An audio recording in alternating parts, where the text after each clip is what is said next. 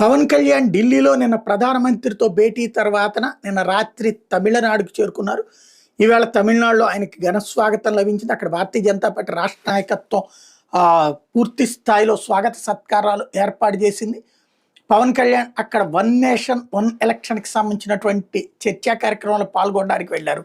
ఈ సందర్భంగా అక్కడ ఉన్నటువంటి ప్రెస్తో మాట్లాడారు. ఎస్పెషల్లీ ఒకటి స్టాలిన్కి ఒక క్లాస్ పీకారు.